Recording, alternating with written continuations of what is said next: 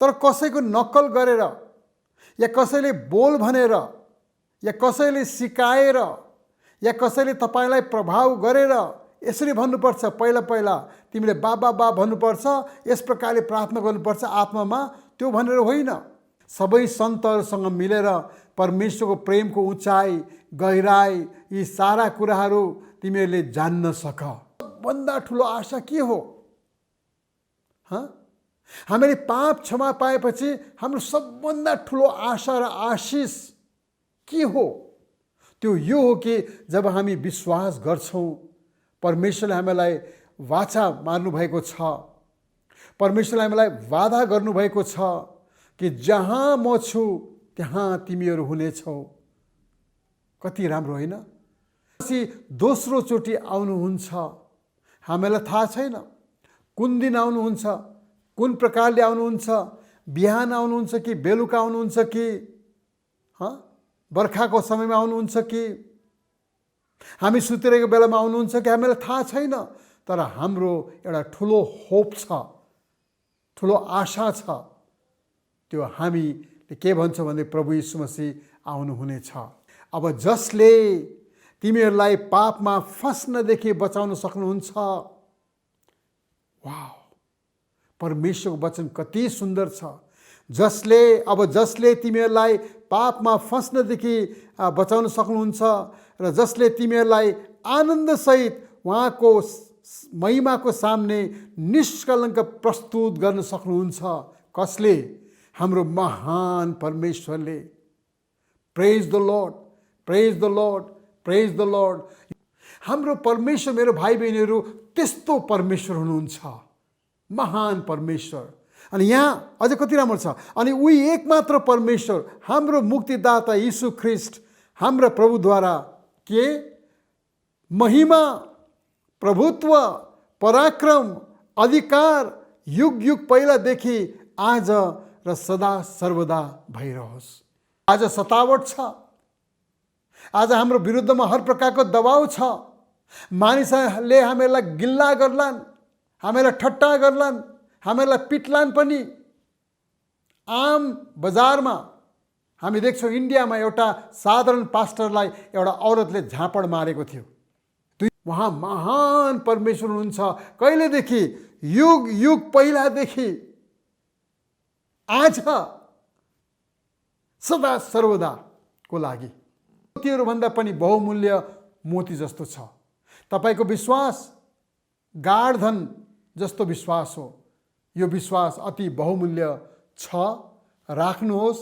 अनि यो बहुमूल्य विश्वासमा बढ्दै जानुहोस्, बढाउँदै जानुहोस्, अरूलाई पनि बढाउँदै जानुहोस्। मन ढाडसले भर्दछ, मेरो मन आनन्दले भर्दछ, मेरो मन आशिषले भर्दछ, मेरो मन घमण्डले भर्दछ। मेरो प्राण र मेरो आत्मा र मेरो शरीरलाई परमेश्वरको वचनले मालामाल गर्दछ, तरबतर गर्दछ।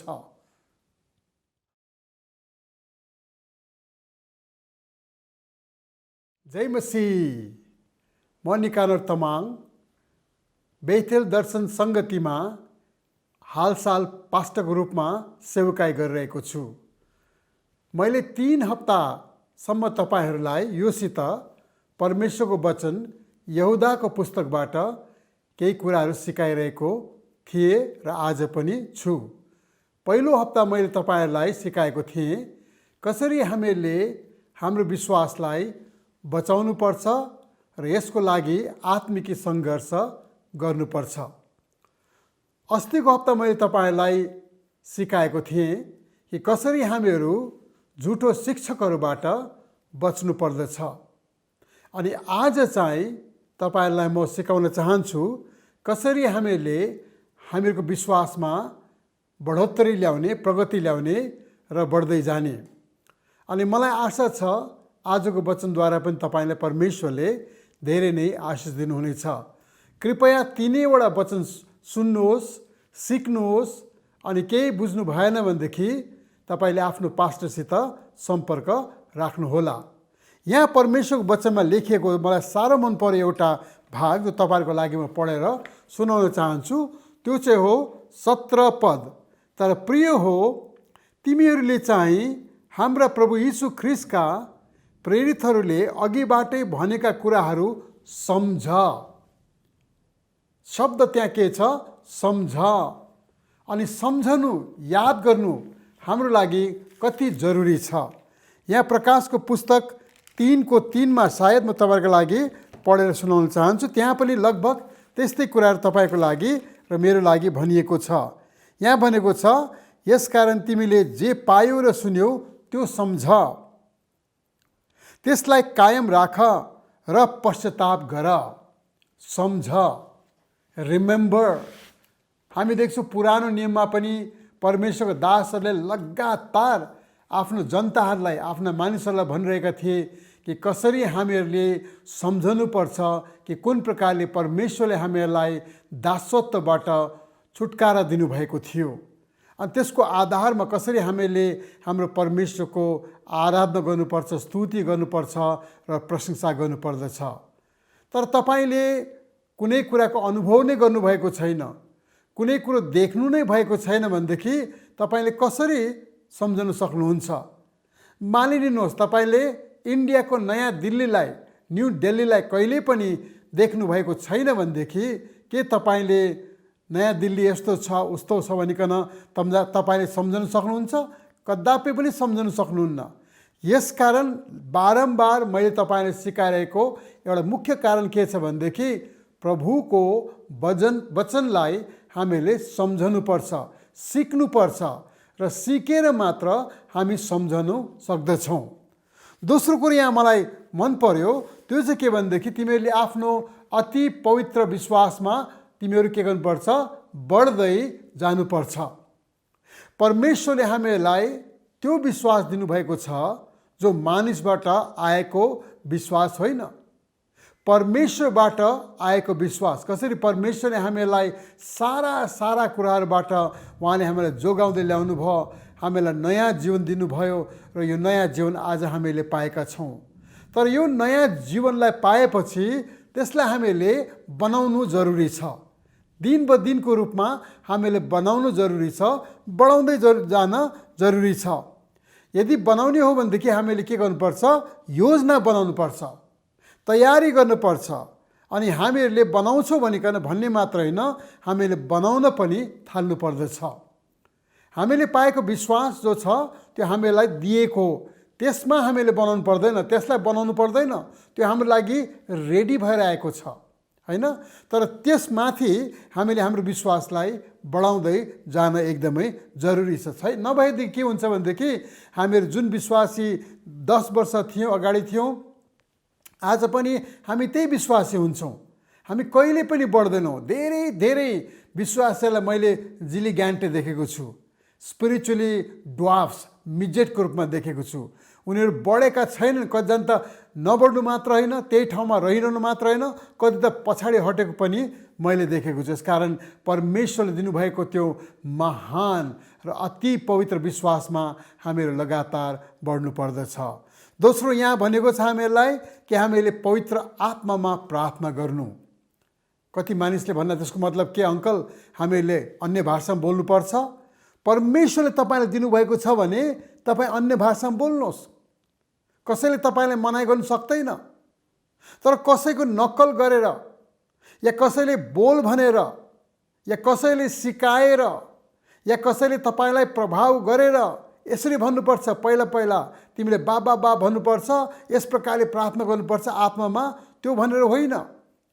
म कहिल्यै पनि अन्य भाषाको विरोधमा छुइनँ यदि त्यो अन्य भाषा चाहिँ परमेश्वरबाट आएको छ र उसले कोरिन्थीको शिक्षा अनुसार त्यसको पुरा प्रकारले कुन प्रकारले त्यो अन्य भाषालाई चलाउनु पर्ने त्यो भाषा उसले चलाउन सक्छ भने मात्र।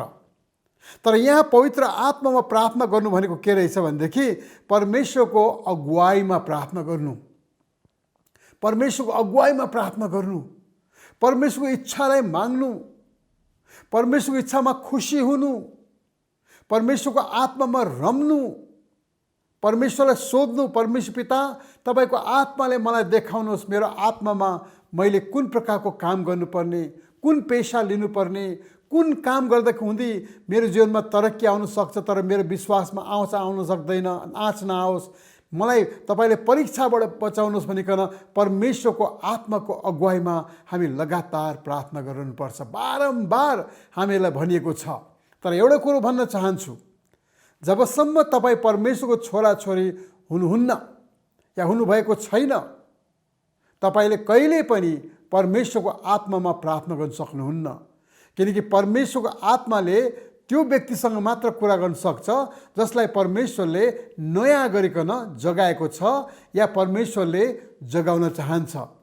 यसकारण praying in the Holi spirit भनेको चाहिँ कुनै एउटा नयाँ भाषामा बोल्नु होइन, उत्तेजनासँग बोल्नु होइन, तर यस प्रकारले भन्नु, प्रभु म तपाईँको इच्छा पालन गर्न चाहन्छु, तपाईँको इच्छा जान्न चाहन्छु, मेरो विश्वासमा म बढ्न चाहन्छु, परमेश्वर तपाईँको आशिष म चाहन्छु, तपाईँको दर्शन म चाहन्छु, तपाईँको योजना मेरो लागि के छ प्रभुजी म त्यो जान्न चाहन्छु। त्यति मात्र होइन, हामीले यो पनि भन्ने कि प्रभु परमेश्वर पिता तपाईँको आत्माले भने मात्र म त्यो काम गर्न तयार छु, तपाईँको आत्माको विरुद्धमा म कुनै काम पनि गर्न तयार छुइनँ।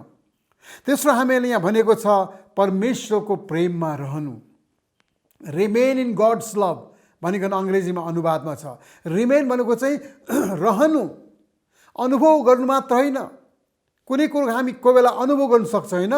आज हामी आइसक्रिम खान्छौँ, आइसक्रिम खाएको अनुभव गर्छौँ, आहा आइसक्रिम यस्तो हुँदो रहेछ भनिकन, तर हामी 10 दिनसम्म खाँदैनौँ होला। त्यो भनेको होइन। उहाँको भनेको मतलब के भनेदेखि परमेश्वरमा लगातार रहनु अनि परमेश्वरमा लगातार रहिकन परमेश्वरको प्रेमलाई कति गहिरो छ त्यसको बारेमा सोच्नु, मनन गर्नु, बुझ्नु अनि परमेश्वरको प्रेममा रम्नु। तपाईँ भन्नुहुन्छ होला कसरी पास्टर बा परमेश्वरको प्रेममा कसरी रम्नु? How do I really enjoy the depth of God's love? पौलले हामीलाई के भन्नुहुन्छ एफिसीको पुस्तकमा, सबै सन्तहरूसँग मिलेर परमेश्वरको प्रेमको उचाइ गहिराई यी सारा कुराहरू तिमीहरूले जान्न सक। भनाइको मतलब परमेश्वरको प्रेमको अनुभव हामीहरू अरूहरूसँग मिलेर गर्न सक्दछौँ, अरूहरूलाई प्रेम गरेर हामी गर्न सक्दछौँ, अरूहरूको प्रेमको हामीले अनुभूति गरेर परमेश्वरको प्रेमलाई हामी अनुभव गर्न सक्दछौँ। हामीले हाम्रो दुश्मनहरूलाई प्रेम गरिकन हामी परमेश्वरको प्रेमलाई हामी अनुभव गर्नु सक्दछौँ। यो कुरो हाम्रो लागि एकदमै जान्न जरुरी छ। As you love God so will be the depth of your Christian life. जसरी तपाईँले परमेश्वरकोलाई प्रेम गर्नुहुन्छ त्यसरी तपाईँ परमेश्वरको विश्वासको गहिराईमा जानुहुन्छ जस्तो मलाई लागेको छ। यसकारण यो कुरो हामीलाई जान्न जरुरी छ। पाँचौँ कुरो के भन्न चाहन्छु भन्दा यहाँ भनेको छ कि हामीले प्रतीक्षा गर्ने, परमेश्वर आउनुहुन्छ भनिकन प्रतीक्षा गर्ने। त्यो यहुदाको पुस्तकमा तपाईँले पढेर त्यहाँ हेर्न सक्नुहुन्छ। हाम्रो सबभन्दा ठुलो आशा के हो? हामीले पाप क्षमा पाएपछि हाम्रो सबभन्दा ठुलो आशा र आशिष के हो? त्यो यो हो कि जब हामी विश्वास गर्छौँ परमेश्वरले हामीलाई वाचा मार्नुभएको छ, परमेश्वरले हामीलाई वादा गर्नुभएको छ कि जहाँ म छु त्यहाँ तिमीहरू हुनेछौ। कति राम्रो होइन? Second coming of Jesus Christ, यीशु मसीह दोस्रो चोटि आउनुहुन्छ। हामीलाई थाहा छैन कुन दिन आउनुहुन्छ, कुन प्रकारले आउनुहुन्छ, बिहान आउनुहुन्छ कि बेलुका आउनुहुन्छ कि बर्खाको समयमा आउनुहुन्छ कि हामी सुतिरहेको बेलामा आउनुहुन्छ कि हामीलाई थाहा छैन। तर हाम्रो एउटा ठुलो होप छ, ठुलो आशा छ। त्यो हामीले के भन्छौँ भने प्रभु यीशु मसीह आउनुहुनेछ। अनि यो आशामा हामीले हाम्रो जीवनलाई बिताउन जरुरी छ। मान्छेमाथि आशा गर्दा के हुन्छ?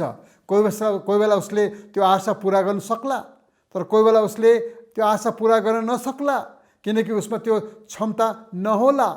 तर परमेश्वरले जुन वादा गर्नुभएको छ त्यो पक्का पनि वादा, त्यो बाचा तपाईँहरूको लागि र मेरो लागि उहाँले पुरा गर्नुहुन्छ। छैटौँ कुरो के भन्न चाहन्छु भनेदेखि हामी विश्वासमा बढ्दै गएर होइन, हामी पवित्र आत्मामा प्रार्थना गर्दै गएर, हामी परमेश्वरको प्रेममा हामीहरू रहेर परमेश्वर आउनुहुन्छ भनिकन प्रतीक्षा गरिरहेर अब तेस्रो कुरा हामीले के लेखेको छ भनेदेखि हामी एका अर्काप्रति जिम्मेवारी पनि हुनुपर्छ। यहाँ यहुदाको पुस्तकमा बडो राम्रो प्रकारले लेखेको छ। म त्यो तपाईँहरूको लागि पढेर सुनाउन चाहन्छु। त्यो एकदमै सुन्दर सुन्दर कुराहरू छ। कृपया तपाईँले ध्यान दिएर यसलाई सुन्नुहोला, माफ गर्नुहोला, मलाई बाइबल पल्टाउन अलिक गाह्रो भयो। यहाँ लेखेको छ कि कुन प्रकारले उहाँले भन्नुहुन्छ दोधारमा हुनेहरूलाई दया देखाऊ। पहिलो के अरे, दोधारमा हुनेहरूलाई दया देखाऊ। दोस्रो कुरो, अरूहरूलाई आगोबाट तानी निकालेर बचाऊ। तेस्रो चाहिँ कसैलाई दया देखाउँदा होसियार गर। 3 खालका मानिसहरूको बारेमा यहाँ भनिएको छ। त्यसको साधारण अर्थ खोल्ने हो भनेदेखि सबैले बुझ्ने गरी पहिलो भन्न चाहन्छु, हामीहरू ती व्यक्तिहरूको लागि हामीहरूले प्रार्थना गर्नुपर्छ जुन व्यक्तिहरू चाहिँ कस्ता छन् भनेदेखि दोधारमा परेका छन्। यहाँ लेखेको छैन, उनीहरूले भनेको छ दोधारमा हुनेहरूलाई के गर्नुपर्छ, हामीहरूले दया देखाउने। झुटा शिक्षामा गइसकेका छन्, यता उनीहरूले आफ्नो मण्डली पनि छोडेका छैनन्, उता उनीहरूले झुटा शिक्षामा अगाडि बढिरहेका छन् अनि उनीहरू दोधारमा छन्। पास्टरले भनेको कुरा सही हो कि त्यो अमेरिकाको प्रचारकले या इन्डियाको प्रचारकले या मेरै देशको प्रचारकले भनेको शिक्षा सही हो कि भनेको दोधारमा हुन्छ। त्यस्तो मान्छेले के गरे, हामीले उनीहरूलाई दया देखाउनु पर्ने रहेछ।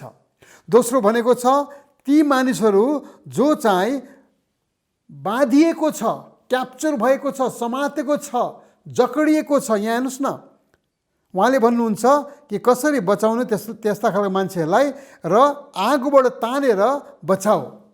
कसैलाई चाहिँ के गर, दया देखाऊ। कसैलाई चाहिँ तिमीले के गर्नुपर्छ भनेदेखि त्यो आगोमा गइसकेको छ या जान आँटेको छ, आगोको गर्मी भनौँ कि त्यो झुटा शिक्षाको आगोको गर्मी उसले अनुभव गरेको छ। हामी विश्वासीले के गर्नुपर्छ भनेदेखि तिनीहरूलाई तानेर निकाल्नुपर्छ। We may have to use some kind of a force यस्तो प्रकारको दबाव जुन दबावले चाहिँ उनीहरूलाई फाइदा गर्छ। उनीहरू खतरामा पर्दैनन्, खतरामा जाँकिँदैनन्। त्यस्ता व्यक्तिहरूलाई हामीले के गर्नुपर्छ भनेदेखि केही न मात्रामा हामीले उनीहरूलाई तानेर निकाल्नुपर्छ। किनकि यिनीहरू चाहिँ दोधारो मात्र होइन, यिनीहरू चाहिँ अब जानै आँटेको छ, पुग्नै आँटेको छ, विनाश हुनै आँटेको छ, झुटा शिक्षातिर जानै आँटेको छ। तेस्रो कुरा हामी के देख्छौँ भनेदेखि ती व्यक्तिहरू जुन व्यक्तिहरू चाहिँ पुरा प्रकारले झुटा शिक्षाहरूमा एकदमै लिप्त भइसकेको छ, गइसकेको छ। पहिला याद गर्नुहोस् दोधारमा परेकाहरू, दोस्रो याद गर्नुहोस् झुटा शिक्षकले समातिसकेको छ, तेस्रो याद गर्नुहोस् यिनीहरू त्यस प्रकारले गइसकेको छ। अनि त्यहाँ हामीहरू बडो होसियार हुनु पर्दछ, किनकि आगोमा जाने बेलामा हामी उनीहरूलाई तानेर निकाल्न सक्छौँ, तर आगोमा झम्म परेको छ भनेदेखि हामीहरू होसियार हुनुपर्छ। किनकि यहाँ लेखेको छ कि देखाउँदाखेरि होसियार गर, पाप स्वभावद्वारा बिटलिएका वस्त्र समेत घृणा गर। Be careful.